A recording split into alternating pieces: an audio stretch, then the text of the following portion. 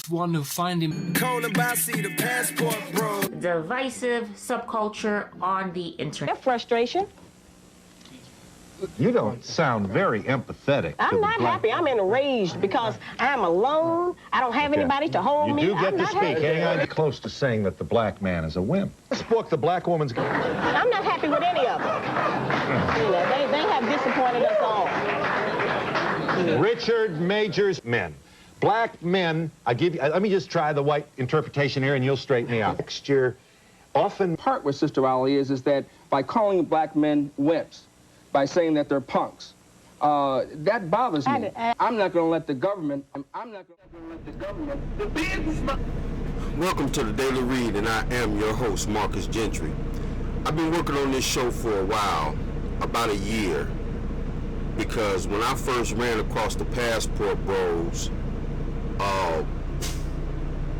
I knew that this was a real thing that was taking hold in the black community.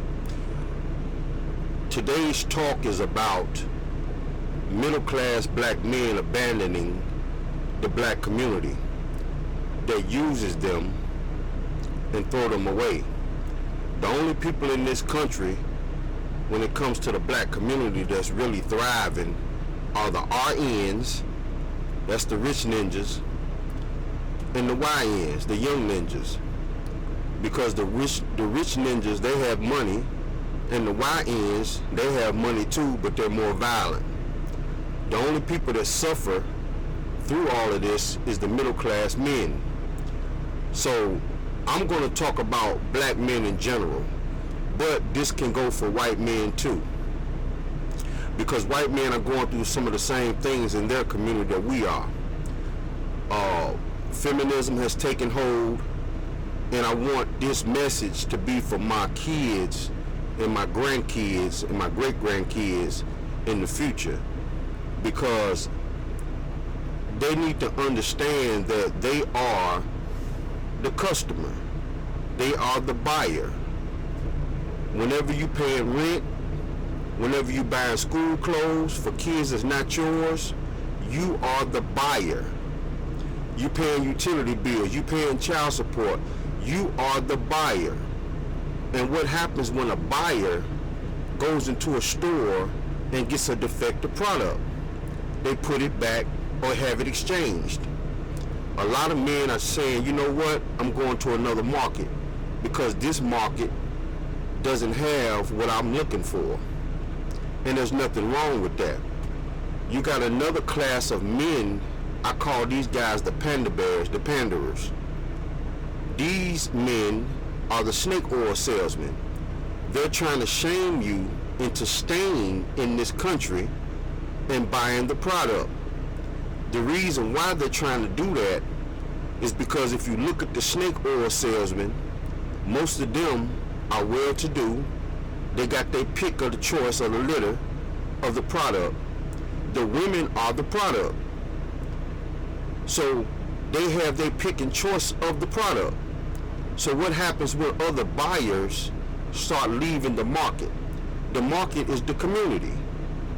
They start going to other communities, spending their money, taking their resources with them. So what happens is the product is looking for somebody to spend resources, and they have to go to the snake oil salesman.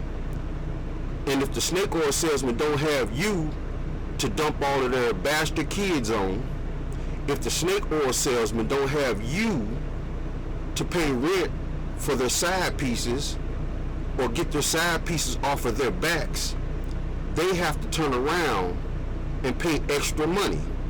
Now, I'm not gonna go into too many details about this, because this video compilation I put together is going to explain it all. Let's get into the show. The Daily Read, your source for news, politics, sports, and all things trending. Here's your host, Marcus Gentry.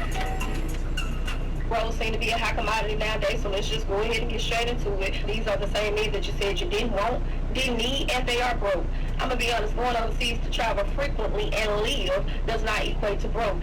But then again, this just simply speaks to the delusion and hypocrisy of women. These men have been very clear in their message. They've said time and time again they want a wife, someone they can build with, start their family with, someone they can create a legacy with. What y'all heard was they wanted someone that they can control. Y'all minimize being a wife simply down to being a slave, even so much as telling those other women overseas that they're uneducated and practicing sex tourism. And in turn, a lot of y'all have took your degree and traded it in for an OnlyFans profile. Nobody said anything when women were going to Dubai. We know why you were going. Nobody said anything when women were flying state to state getting flued out. We know what you were doing. Nobody said anything when Nigerian and Jamaican men needed green cards and y'all started falsifying marriage documents so you could drive your Range Rover with your red bottoms.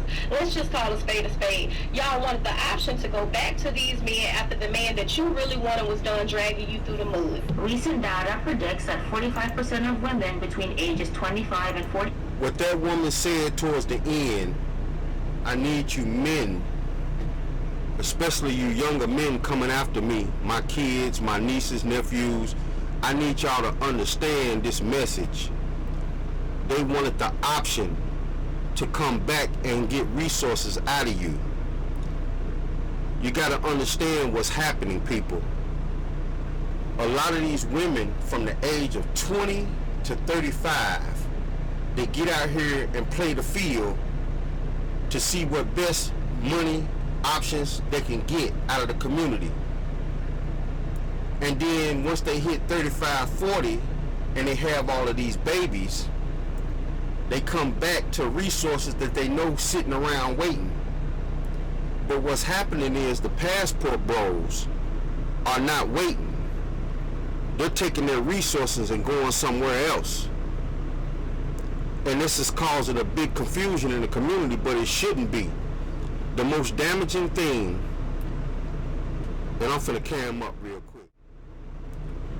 The most heart-wrenching thing I ever heard, besides a woman spitting in my face, a black girl spitting in my face, but the most damaging thing I've heard a woman tell me, a black woman, why don't you go where you appreciate it instead of tolerate it?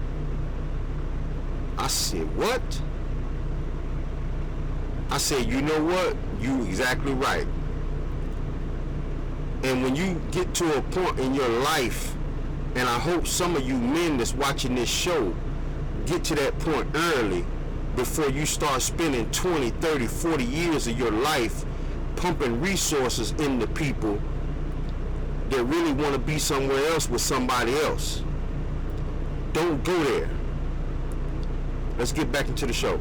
24 will be single and childless by the time 2030 rolls around. The number of single women in the U.S. is expected to rise 1.2% every year. We're told by our culture that a woman who is unmarried and has no children is empowered and in charge of her own life. She has escaped the unnecessary burden of raising a family and being a slave to her husband. At least, that's what our society has convinced us. Sadly, many women have adopted the modern feminist lifestyle and have chosen to sleep around, abort their baby if they unexpectedly get pregnant, and swear off marriage. But these cultural trends are going to have a tremendous impact on the future of the American society. Average attractive male on Tinder gets swiped less than 1% of the time, and there's 3 men on Tinder for every 1 woman. So you've distilled it, you've taken out one of the key components of mating dynamics, and that is vibe, humor, body language, pheromones, the ability to be, quite frankly, a little bit persistent in the pursuit of a romantic relationship. We have no third places anymore, no places to meet. People aren't going to bars, they aren't sports league, they aren't going to church, they aren't even going to work. So it gets distilled down to very 1 or 2 dimensional attributes, and the reality is women are much choosier than men, and they can apply those screens, and they allocate all of their attention to a small number of men. It results in just essentially at the end of the day a lack of opportunities. Chris Williams summarized it perfectly. He called it the high heels effect. In the last 40 years, more women have graduated from college than men, and they're not interested in mating with non-college grads. They now own more homes, single women than single men. So what you have is women say they won't date anyone shorter than them, 50% of them. Effectively, what you have metaphorically over the last 40 years is women have been getting taller and taller, and men have been getting shorter and shorter. How many of us have said, I know a ton of great single women, They can't find a date. That's not true. They can't find a date. They can't find a man they find economically or emotionally viable. You may not harass women. You may know how to take rejection. The majority of men that most women deal with do not. This dude is who I'm talking about. He is the snake oil salesman. Remember what I said at the beginning of the show, young men. This guy right here is a snake oil salesman. He probably has money. He has his pick of the litter. So what he does is he gets on here and try to shame men into sticking around and taking his leftovers. Because if a man sticks around and takes his leftovers, that frees him up to go do other things. But see, a lot of men are not sitting around taking leftovers anymore. They're not raising other people's kids anymore. They're getting their passports and they're going other places. Let's continue on. Yeah. And you are accountable for that as well. You said you may not harass women. You may know how to handle rejection. The majority of men that most women deal with cannot, and you are accountable for that as well. All right, let's unpack that. Because this isn't about accountability. It's a classic setup for guilt trip and disguised as some kind of moral high ground. And I'm not here for that noise. Stop calling this a community. It's not. Not when the only time y'all call black men to the circle is to blame us, use us, or silence us. The black community is the only so-called community where a man is asked to carry a collective weight for sins he never committed. Meanwhile, the 2023 CDC report shows black men are more likely than any other group to be falsely accused of crimes, especially sexual misconduct, even when evidence is lacking. You want to talk about accountability? Cool. God himself doesn't hold me accountable for another man's sins. Ezekiel 18:20 says, the son shall not bear the iniquity of the father, neither shall the father bear the iniquity of the son. So what makes you think you get to? Women are never told to check their homegirls when a woman lies, sets a man up, abuses children, or fabricates a grape story. Duke LaCrosse, Emmett Till, Brian Banks, and more recently, Jonathan Majors, who was cleared after his ex was caught on video assaulting him. But where were the apologies? So let's be real. You don't want accountability. You want emotional insurance. You want someone to take the fall so you can skip the work. Miss me with the protect black women slogan if it only means shut up and die when we say so. Protection without reciprocity is slavery. Black men face the highest homicide rate in America, both as victims and suspects. But when a black man dies, y'all want a t-shirt and a mural. When a black woman cries, y'all want legislation. And don't talk to me about black unity when black male life expectancy is the lowest in the country and no one's marching for that. But if we bring it up, we're accused of whataboutism. Pro-black simps like to pander for cookies. They quote Andre Lorde, but won't quote God. They'll throw black men under the bus to impress a woman who wouldn't even follow them if they led with divine logic. Pro-black has become pro-emotion. It's performance art. Community ain't a real thing if every time a man speaks the truth, the so-called community cancels him. You say women get unalived for rejecting men. That's true. But guess what? Men get unalived for defending themselves, for disrespect, for nothing. According to the Bureau of Justice statistics, black men are 4 times more likely to die by homicide than black women. So stop acting like men don't carry danger on their backs every day just for existing. I'm not responsible for what another man does, just like you're not responsible for women who set men up or beat on their kids or lie in court. That's not equality, that's emotional tyranny. This ain't a community if I gotta die to prove I'm a good man. This ain't solidarity if the only time I matter is when I shut up and sacrifice myself. I'm not doing that no more. Studies show Men that try to intervene in public disputes are often the first to be arrested or attacked. So if I step in to protect and she turns on me too, what's the reward? A hashtag, a trial, a jail cell? Nah, this is a trap, and I'm not playing. I'm not your savior. I'm not your scapegoat. I'm not your emotional punching bag. And I damn sure ain't your cleanup crew for your favorite crash dummy cousin or the men you secretly like. The men you secretly like until they hurt you. Divine separation means I answer to God, not groupthink. Keep your shame tactics, keep your trauma dumping, keep your fake calls for community. Because I've seen enough. And I'm off. We off the plantation. There is no community. The community only applies to people they want in the community, but they need your resources. I'm gonna say that one more time slowly, and I'm gonna let him cook. The community, the black community, the quote-unquote black community, the proper black folks, need your resources, but they won't accept you. So take your resources and go somewhere else to another market. That plantation. Y'all done lost y'all damn mind thinking I gotta take the blame for what other men do. Fuck out of here with that. This woman traveled to Bangkok, Thailand, and right at the airport, she made a very interesting observation about the passport bros.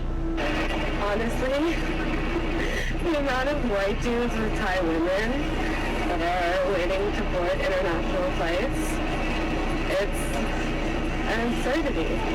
It is crazy. Now that she sees a lot of white men, hold on a minute.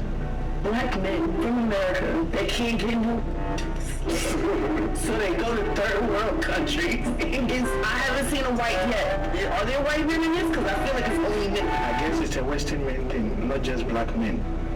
Like, half of the couples in this airport right now are beautiful Thai women with super basic white dudes. And yes, her comment section were full of passport bros, and they were having none of it. It's hilarious. Black women being cautious of black males is the accountability, not a narrative that literally creates violence for y'all. The manufactured consent is in racism and capitalism, not in the way black women navigate the public spaces when they have to deal with the male species. And yes, YT women right now are complaining about their own males. So I don't even know why. They're literally complaining about being cautious of their own males. The reason why you have to be held accountable is because, yes, you will make other women feel uncomfortable. I don't know why y'all trying to turn it into, well, we're trying to create a narrative that gets black males unalive. No. If you keep acting like mongrels and trying to make it seem like we can't be safe with y'all in public spaces, right? Y'all create that narrative on y'all own when y'all don't say, hey, we just want to protect y'all. Hey, we gonna mind our own damn business. Hey, we gonna learn how to take rejection. I'm gonna teach other black males how to do so. Because that is manufactured consent when you decide that you was gonna make black women feel unsafe. It's manufactured consent for the police to do what they want to you. Because that is what community is. You feeling like you should make black women feel safe. Shut up. Let's stop playing this emotional shell game. Ain't nobody walking around trying to make you feel unsafe. What's really happening is you feel uncomfortable when you're not in control. Big difference. You say black women are just being cautious around black men. But let's keep it real. You're not cautious around everybody. You ain't crossing the street when a white man walk past you. You ain't clutching your purse when a tatted up Latino cat roll up. You still going to hookah lounges with aggressive non-black men who bark at you in their language like you some accessory. But suddenly, when a black man walks in, it's I don't feel safe. Nah, you just ain't got control over how we move. You can't size us up. You can't play puppet master with a grown man who ain't thirsty or triggered by your attitude. Then y'all hit us with this backwards guilt trip. Well, y'all should be accountable because we feel unsafe, and that's why the system targets you. Whoa. So now your personal fear becomes my public death sentence now. Are we serious right now? You're literally saying, because I feel a way, they can do whatever to y'all, and it's your fault. You sound like the DA. You sound like the judge. You sound like the cop that says he made me feel threatened after pumping 5 shots into a man trying to get home to his kids. And I'm supposed to eat that in silence. Nah, that's not safety. That's not community. That's how you manufacture consent for black men to get buried without a public trial. Real talk. You're not scared of us. You're scared of your own patterns. You're scared that we see the truth. That you chose the wrong dudes for years. That you praise the ones who ain't have no discipline. That you mock the ones trying to walk righteous. And now that you're in your 30s with mileage and regrets, you talking about black men are scary. Nah, you ignored the safe ones. You just didn't want them until life humbled you. You say protect black women, but let me ask you this. Do you even respect black men? According to your name, no. How you ask a man to protect you, then turn around and call him a mongrel? How you expect loyalty from the same dude you say you're scared of? Listen, you can't weaponize your fear just to keep us in check. You say you want safety, but what you really want is control. And the minute a black man don't fold to your emotions, suddenly he's the problem. I'm not the man who hurt you. I'm also not your emotional sponge. Don't drop your baggage at my feet and call it accountability. Don't bring white feminism with a black twist and expect me to co-sign it. Don't come for me just because I won't let you paint all of us with the same brush. I don't move out of guilt. I move out of God. So let's end it with this. If you think all black men are dangerous, cool. Stay away from us. But don't double back when the righteous ones build their own space with peace, order, and standards you couldn't meet. We ain't mad. We just done begging to be understood by folks who enjoy misunderstanding us. You not unsafe. You just not in control. And some of us ain't letting you run that same play no more. You shut up. And he's exactly right. He's exactly right. Every man and woman have a right to defend themselves, period. Some people throw rocks and hide their hand, and when the people they throw rocks at get hit in the back of the head and turn around and get to throwing rocks back, now all of a sudden some of these people feel unsafe. You got to understand what's going on. If you're a middle class man that makes less than $100,000 a year, you're basically unwanted until these women are not wanted anymore. You got to understand how this is being played. From the age of 20 to 35, they chase 10% of the men and keep the other 90% of the men on standby. By the time the 90% of the men that's on standby start coming into money and wealth around 35, 40, a lot of these women are damaged goods, and they start circling back. And now they expect queen treatment from you when they bring in extra babies to the relationship, sometimes up to 3 and 4. Bills, bad credit, attitude, fear, because the other men might have slapped them or beat them up. So now they're looking at you like you're going to do the same thing.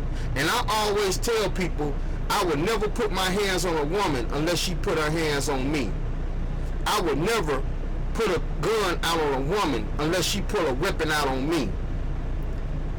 Because I have every right to defend myself, period. Now, some of y'all might have looked past everything I just said, and the only thing you focus on is the fact that I said I will put my hands on a woman. That's okay. I'm not worried about that. I've moved on from that. But I've always maintained, just like a lot of other men, that I would never put my hands on a woman unless she try to hurt me. And it's either me or her. And like that man just said, we ain't sacrificing ourselves no more. Fuck you. That's the message. When a black woman told me go where you appreciate it and not tolerate it, that was enough for me. It hurt, but that was enough for me. I'm finna take my resources and go somewhere else. And I'm not finna allow the snake charmers, the snake oil salesmen, to try to shame me back into that community. Because that community don't want you except for your resources. They pick and choose who they want. This is where the gatekeepers come in. Once they pick and choose who they want, they still need you, brother. We need you to show up, brother, at the church, at the function, and bring $20 with you. Bring $50 with you. The female still wants you because somebody got to help her raise these 4 bastard kids. You know, we need more black fathers to play coach for Little League football. To all the little badass kids that she done had by other men that she really wanted to be with. Enough is enough. We done washed our hands. The middle class men in America have washed our hands of it. The only people thriving are the RNs, the rich niggas, and the YNs, the young niggas. Them the only 2 class group in America that's surviving and thriving. The middle class men are being used up and thrown away. I hope y'all get that message and understood it. This is for my sons, my kids, my grandkids. This is for the future generations to come after me. Because once it goes up on the internet, they're gonna run across it. And I hope they understand the message. If all the product in the store is defective, go to another store. And the store is the community. Take your resources and your money and go shopping somewhere else. Let's get back into it.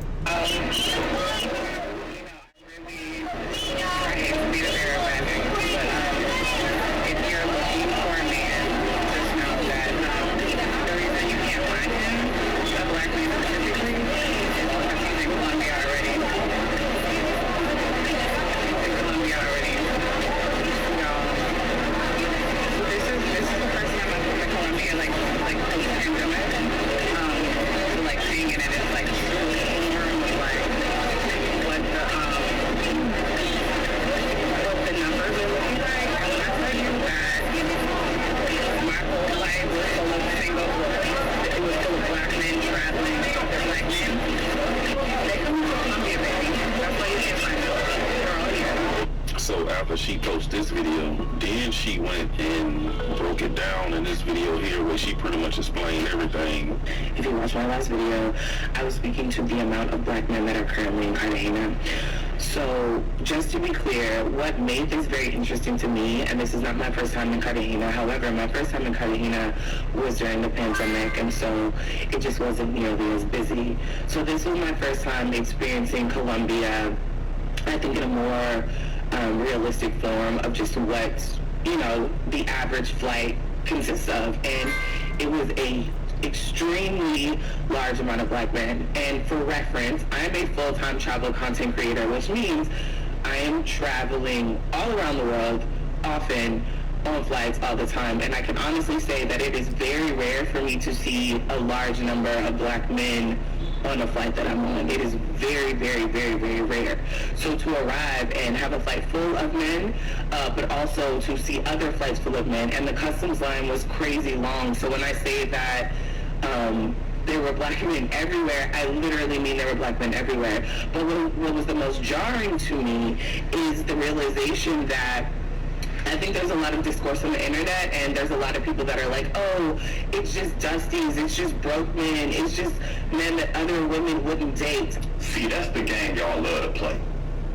Say something wild, then when it blows up in your face, throw on your calm voice and act like it was just constructive criticism.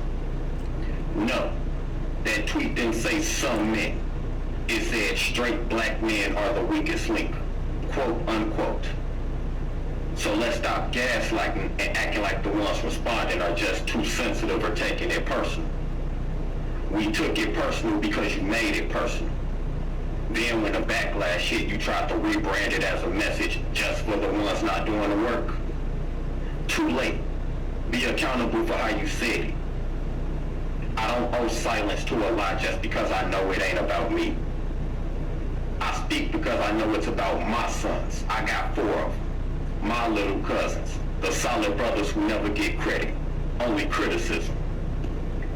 I speak because the people who actually show up always get hit the hardest, while the loudest critics tend to sit on the sidelines and tweet. You don't weaponize community accountability to disguise contempt. You can't paint all straight black men as broken, then backpedal and act like the real one shouldn't feel any type of way. That's not accountability. That's lazy rhetoric wrapped in fake nuance. That's how folks stir division while hiding behind therapeutic buzzwords. You want to hold brothers accountable?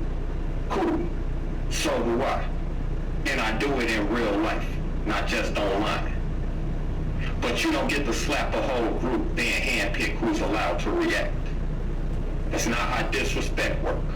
Can't disrespect people and tell them how to respond to it. So no, I'm not overreacting. I'm setting boundaries. In any community that disrespects its men in public and only praises them in private is doing way more harm than the weaklings they claim to care about. You really are. I hear what you're trying to say, and I get the intent, but I still don't agree, and here's why. You said it's not about blaming me personally, just acknowledging that women have valid fears. Cool, I get that fear exists, but here's the issue. The moment I'm expected to understand why I don't get the benefit of the doubt just because I'm a man, that's not awareness, that's passive profiling, and I'm not going to nod along just to keep the peace.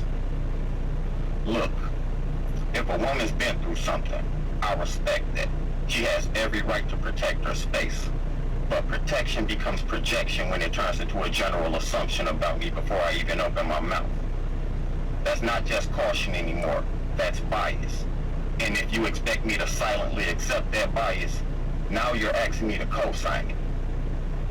Let's be real.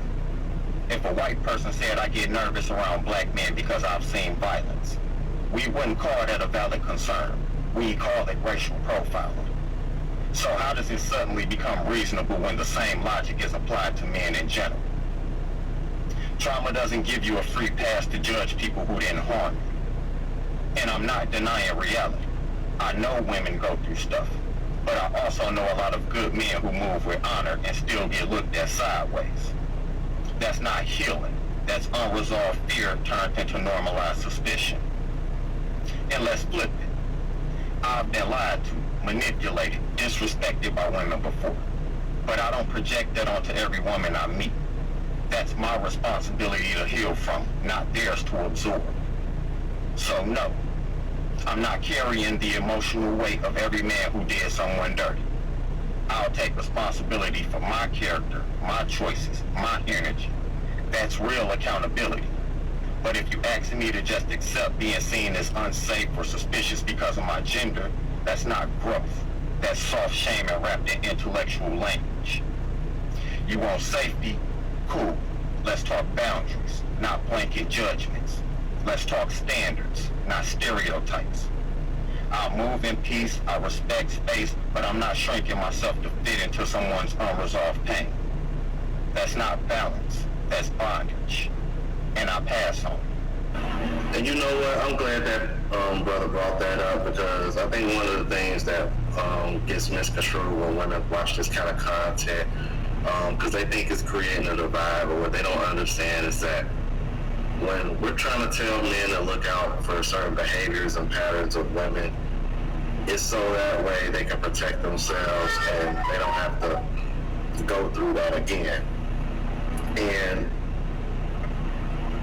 this way they're holding themselves accountable instead of projecting it onto the woman who may have done something to him that he's experienced in the past, and that way he's not crashing out on her.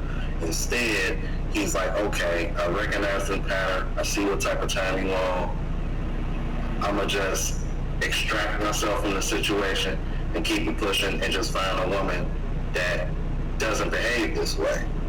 She's sending me crazy pictures and in crazy positions while we're talking about food. Now she's on Instagram and Twitter trying to. And nowadays, women will try and beat around the bush, and because they're not out there on the corner. But in today's technological, digitally advanced society, if you're getting money, gifts, trips, any type of goods in exchange for service access to your body, you are indeed selling it. And if she's willing to do that, it's not really going to be that big of a leap for her to lie, accuse you of something you didn't do because she feel rejected, or is a situation that she sees can benefit her, even if it's going to cost you. False information, I'm going to debunk it. When you decide to get into this content creation, social media space, you got to be careful. He got 1.5 million followers on TikTok.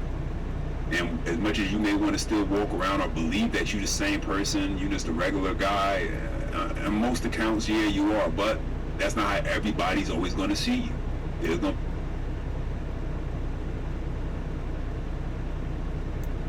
Does he think that he has a shot with her? Only the 1%, the most wealthiest, attractive type of men should ever even consider talking to her because that's the caliber of woman she is? Yeah, those type. Let's go ahead and check this part out. If a bunch of men approach you in public, you need to stop taking that as a compliment. That's actually an insult. Unless they're a bunch of sharks approaching you, that should be taken as an insult. If it's a bunch of Nemos and Lil Nemos and regular men and Dusties approaching you, they thought that you were so unintimidating that it was okay for them to come up to you, waste your time, and ask you for your number because they just knew you were going to give it to them because they just knew you were in their league. Only the 1%, the top percent of men should be approaching you. Like, it's quality over quantity. I really hate when girls are like, I get niggas. That's the easiest thing to get. Do you get quality niggas? This is not for everyone either. This is for a certain target audience. The girls that get it, and the girls that don't. This is about using your beauty and investing even your last dollar into your appearance, to use your beauty to get a softer, easier life. It's about working smarter, not harder. Unfortunately, in today's society, unfortunately, but it's the hard reality, so save your comments, a woman's beauty will get her much farther than any degree will. Unfortunately. You guys need to stop letting these thirsty men boost your head up, get you comfortable, and hold you back from being the baddest bitch that you could be. There's always room for improvement. So if a lot of men are approaching you, that's not a compliment. Unless he's the big dog, top shark, you need to go look in the mirror and figure out what you need to do to become a badder bitch. And what could these little Nemos do for you anyway besides tell you good morning, like, and give you a wet ass, and send you home in an Uber. Uber X. Not even a black truck. Yeah, listen, she's crazy. When you can run to the internet so confidently and speak on beauty standards when you got your entire face purchased from Ultra, that's a special type of delusional. It is. She got on pounds of makeup, fake lashes, hair extensions, and she's talking about beauty standards on how men should dare not approach her because they're not good enough. And I blame the guys for this, who are always gassing women up, telling them everything they want to hear because you think that's what's going to get you closer. You think that's going to get you your shot. And I think one of the reasons why that bothers women a little bit is because, and this is in reference to one of the videos that I just did the other day, is because women want men to accept a lot of the bad behavior that they really wouldn't accept the other way around. So let's continue. Let's wrap this conversation up and get something straight, because some of y'all are playing dumb on purpose now. It's not that we don't understand the need for accountability. We get that.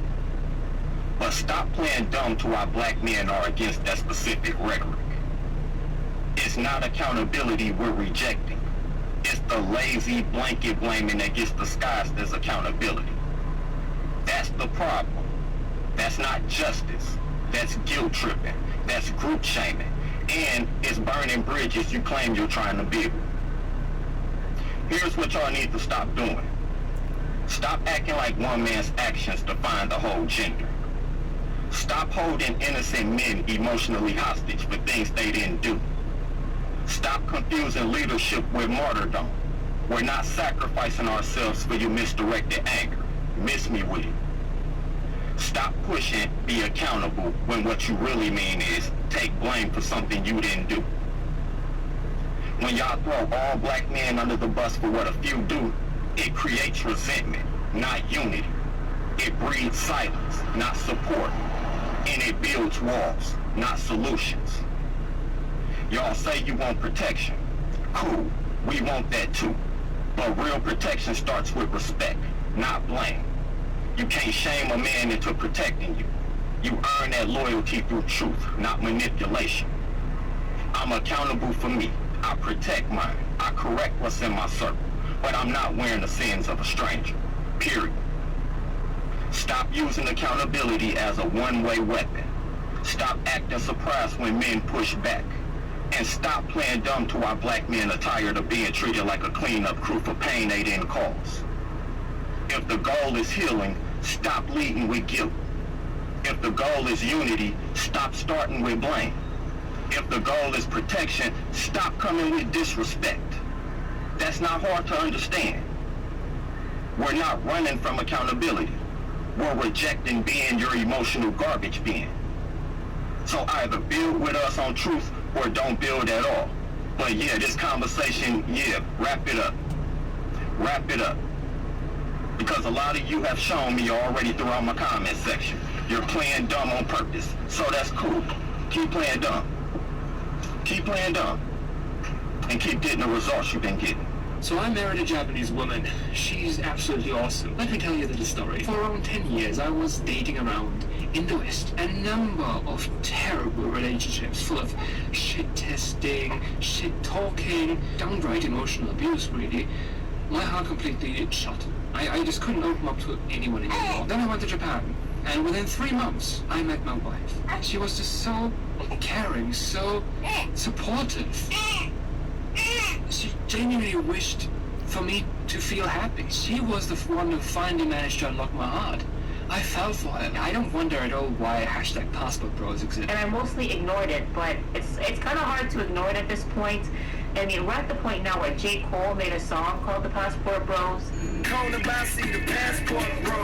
Urban Dictionary defines the Passport Bros as: the Passport Bros are men who have chosen to seek out foreign women, typically from other countries, for relationships. And they believe that Western women have been influenced by cultural and societal pressures to behave in a certain way, and that by seeking out foreign women, they can find a more authentic, fulfilling, and harmonious relationship. This is seen as a way to restore the natural balance between masculine and feminine energy, and to avoid the wickedness of Western women. So this movement actually began back in 2011 when a filmmaker by the name Al Grease made a documentary called Frustrated. And the subject of the documentary was black men who were American and were frustrated with the dating scene in America, and so they went off to Brazil to find more feminine and Brazilian women. Fast forward to 2023, and this movement has expanded, it's blown up, and it has become a very divisive subculture on the internet. Remember, when some of these people, the women or these pandering men, start saying we didn't want you anyway, and your little money don't count, you can go by yourself, 1 turns into 10. 10 turns into 500.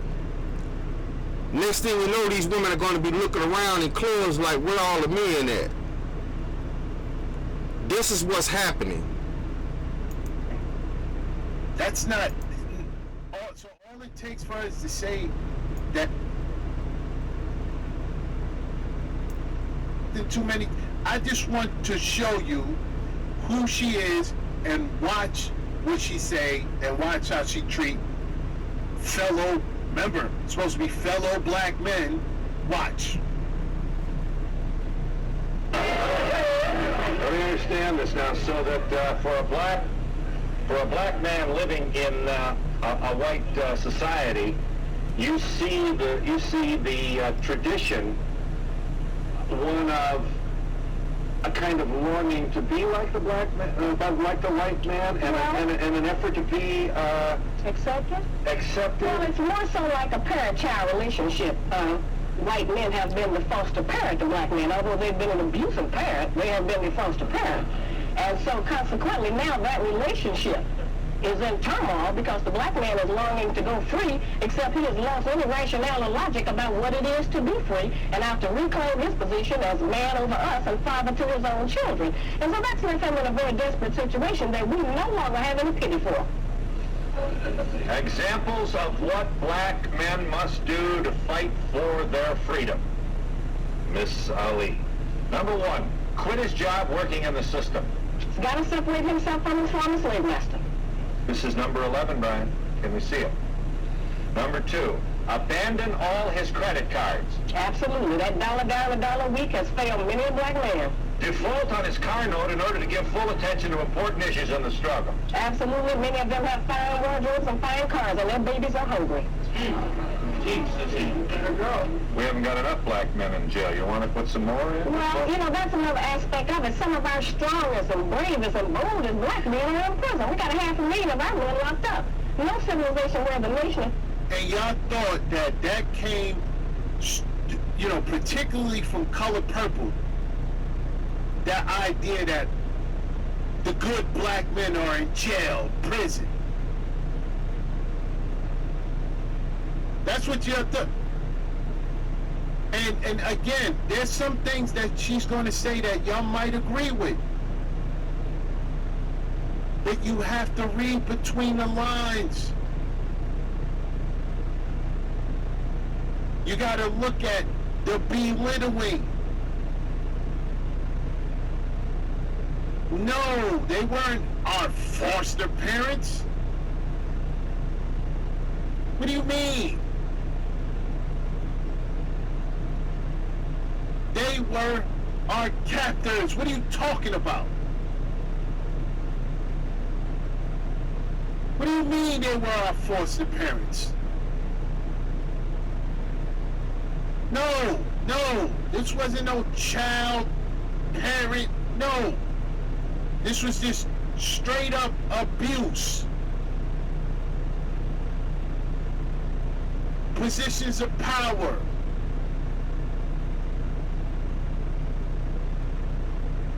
And brothers didn't lay down for it neither. Over 290 slave revolts.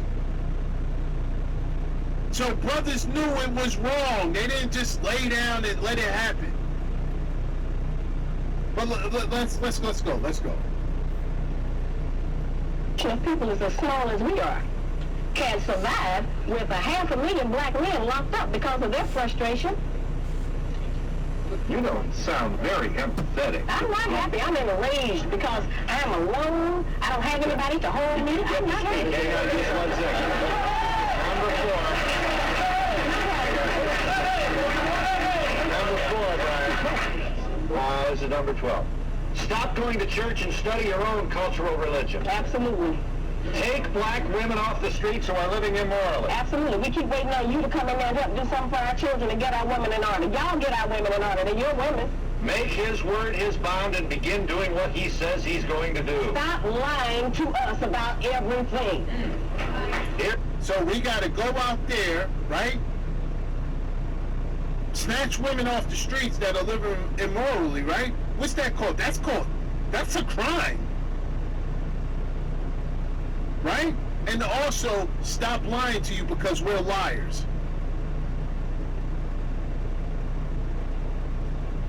Let's go.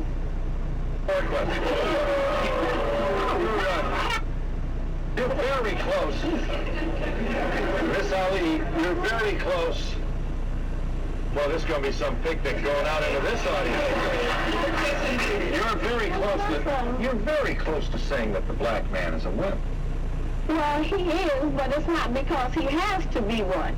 He is one because he keeps comparing himself to you. They act like their total challenge in life is to figure out a way to be accepted by you. We've been following them behind that idea since the 1960s, when we followed you all into the so-called integration and civil rights movement, which was a... That wasn't us as a whole.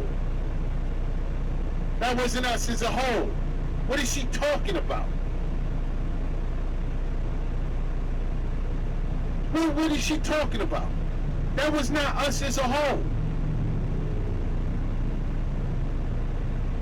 You had plenty of black men on the other side of things that wasn't with Dr. King. I respect Dr. King for what he did. I do. He had courage. But his message and his way of going about it, I did not respect it. When I learned about it, I didn't respect it. At all. But you had brothers who weren't with that. Who basically said, this is our identity. We're separating ourselves from y'all. And we're not going out there getting boots, hands, and feet put on us. Majority of y'all didn't want to hear it. Y'all didn't want to hear it. Y'all didn't want to rock with those brothers. I'm going to do a video on that where you had Keisha's looking at Malcolm X and saying, he sounds crazy. Let's go. Hold on. Let's go.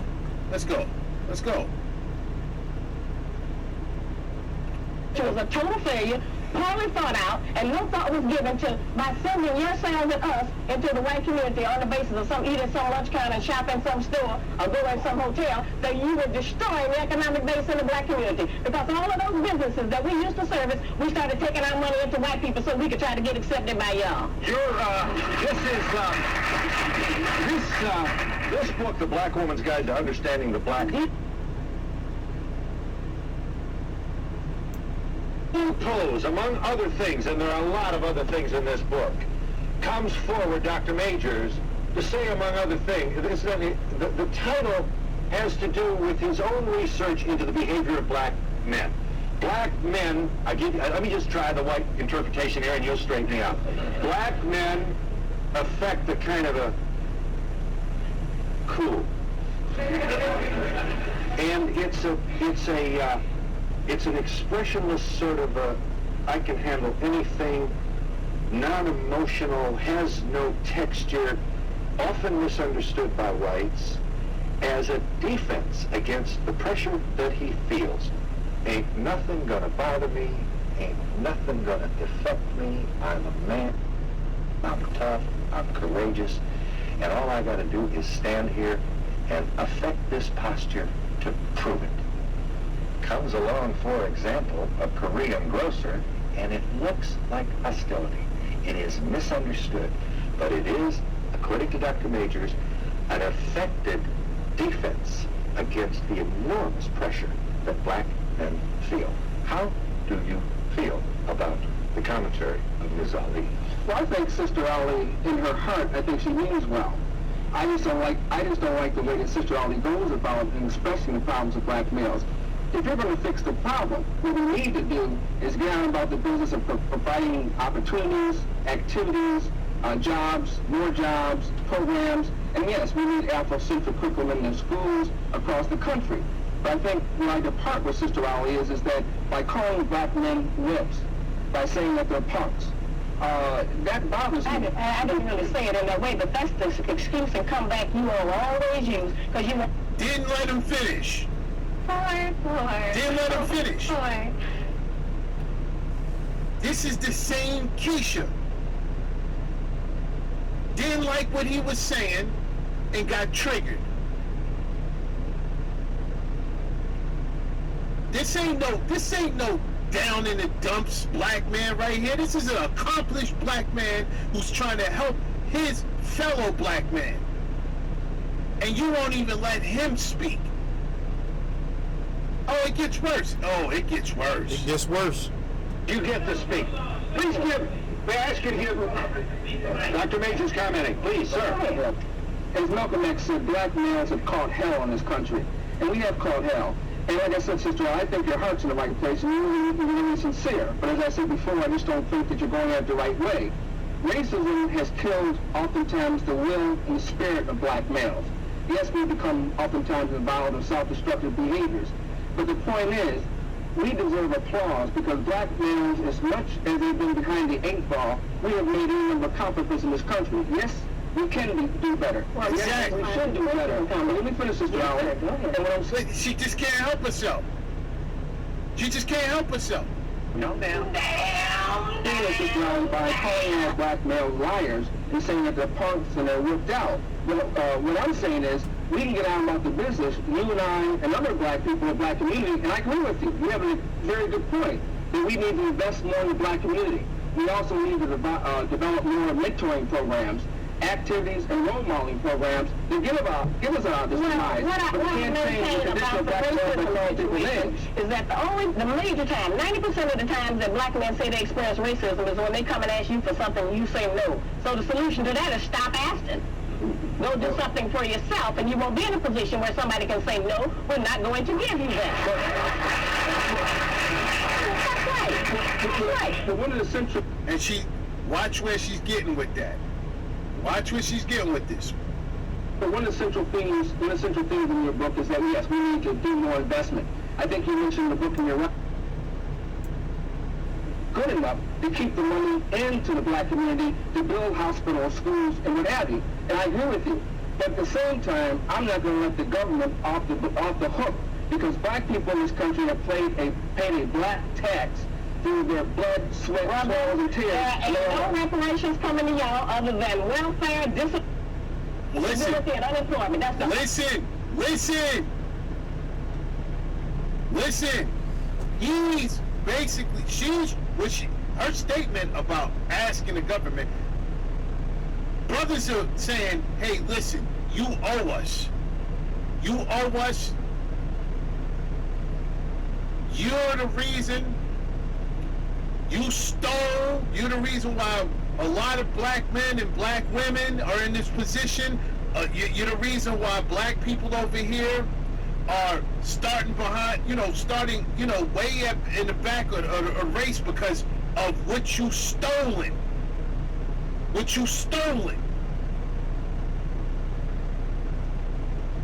Free forced labor.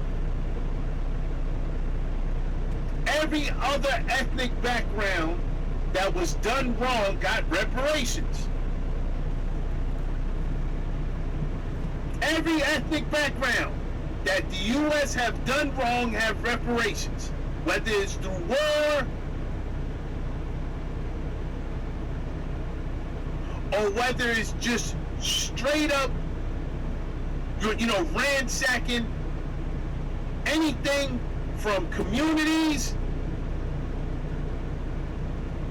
corporations, towns, businesses, every other ethnic background that has ever been done wrong by the United States have been compensated for. I'm gonna stop that right there.